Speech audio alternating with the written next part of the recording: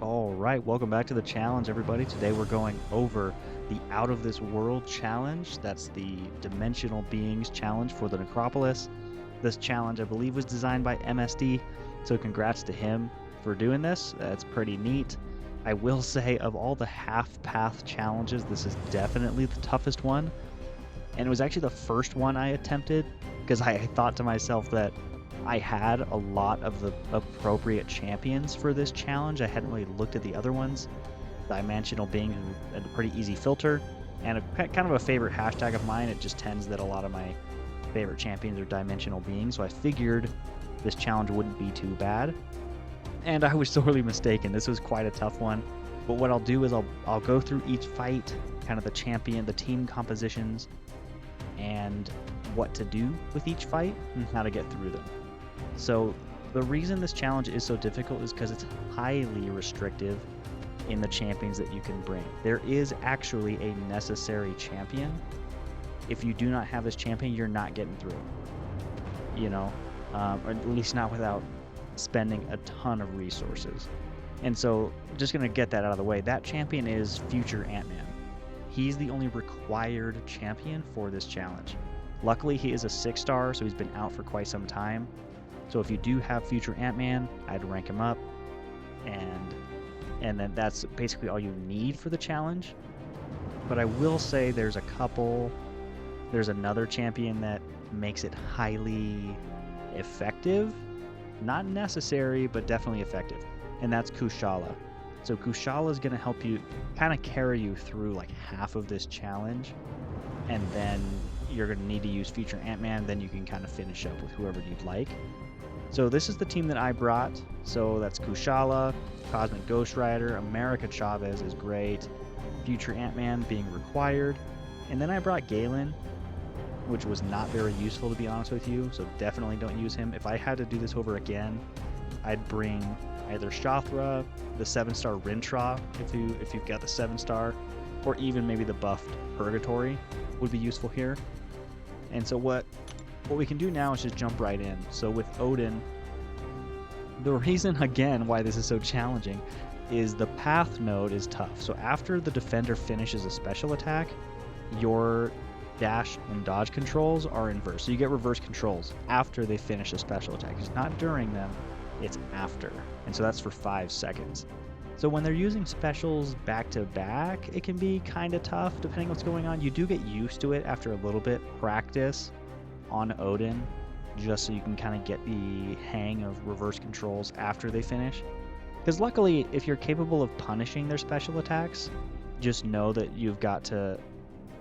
So, okay, sorry, to note actually, is when they finish their special attacks, your reverse controls don't like immediately start, so you can still dash in normally if you're quick enough, just to get the punish going, and then you can kind of just finish out that combo, and then the reverse control should end. So that's something you can do, okay, just to keep you updated. Now with Odin, he's only going to take damage if he has 6 or more buffs. And so he himself, I think, gets like 4. So that's what's kind of tricky about this, is the reason Kushala is like almost necessary is that she places ignition buffs on her opponents when she fights them. And that's the fuel that she uses for her other abilities, but they're buffs nonetheless. So it's very easy to keep 6 buffs on Odin the whole time. Now you can use the special one to essentially eliminate all of the buffs on him and get a bunch of incinerates. He won't take any damage. What you'll have to do is just get him back to 6 ignition buffs as quick as you can. And then that way that damage will start to kick in. Her damage pauses whenever you use a special attack, so you want to take advantage of that too. But if you want to play it safe, I would stick to special 2s and special 3s. As long as you're keeping up your blessings, it goes really, really well. If your Kushala is duped, even better. She does exceptionally well. Moving on to Black Widow Clairvoyant. So she's a tricky fight. It's funny. I can see why people struggle with this one. And as I watched some other people go over it, I feel like they missed something really big that helps with this fight. And again, that's why I think Kushala is basically required. You know, I know she's not actually required, but makes it so much easier. So when Kushala gets a blue blessing, So I think it's like the Blessing of Wisdom. She does that by well-timed blocks. So every single time you parry, you get the blue blessing. That allows you to block all unblockables. That's not just unblockable specials, that's all unblockables. And so in this fight, when Black Widow Clairvoyant will essentially go unblockable and gain Death Touch for 8 seconds, and if she successfully hits you, you die immediately. So that's where the trickiness comes in, especially with inverted controls and all those things. So to play it safe, just use Kushala, get up a blue blessing, keep those up, and she can't ever break your block, right? So even if she's unblockable, you can still parry her and fight normally, so you don't even have to think about the Death Touch, which kind of gives you a little bit more mental energy to pay attention to the reverse controls and get through the fight. So I soloed this fight. You don't want to use the Incinerates when she's Incinerate immune. That's the one thing to watch out for. You can do Special 2, Special 3 rotation, or the special ones, which I'd recommend if you get them during the right timings. But you really don't have to concern yourself with the Death Touch when you use Kushala. You could also use Spot, so that Dimensional Being does well because he gets untouchable, so you could kind of work through that. I wouldn't say he's the best option. I would say it's Kushala, that's my opinion. You could also use Chavez too, just hits really hard, good amount of power control and all those things. Now Shang-Chi is going to be the, I guess, first objective along the challenge. So you'll get a little checkpoint, you'll get some rewards. And so the fight is actually quite easy. All you have to do is, if you know how Shang-Chi works, then he's really simple. You fight kind of as if you're Shang-Chi, right? You need to use certain combos to, basically you'll unlock his effects when you do combos. So stay away from full medium ending combos, otherwise you'll stun yourself. And then I would probably say stay away from medium, light, medium. That way he doesn't purify any debuffs if that's what you're using. But what you have to do is make sure that he has a chi charge every time he uses a special attack. That way you don't take like a burst of damage, essentially.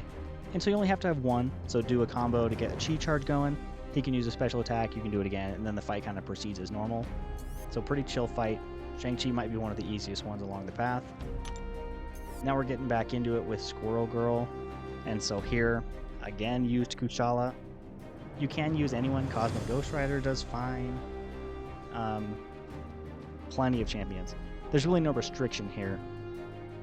So what you're basically doing is getting Tippy the squirrel back onto her by knocking her down. And you kind of just do that throughout the fight normally. Again, reverse controls, pay attention, watch out for those. That way you're not making as many mistakes as possible, because that's what'll get you, is those reverse control mistakes. Now here's where future Ant-Man comes in. This is the fight where he's absolutely necessary, because you need the power control in order to even, keep Silver Centurion from gaining 3 bars of power. Because when he gets lock on, he doesn't spend any energy through his special, so you have to be able to control his power somehow. And that's why future Ant-Man is the required champion for this challenge. It's this fight right here.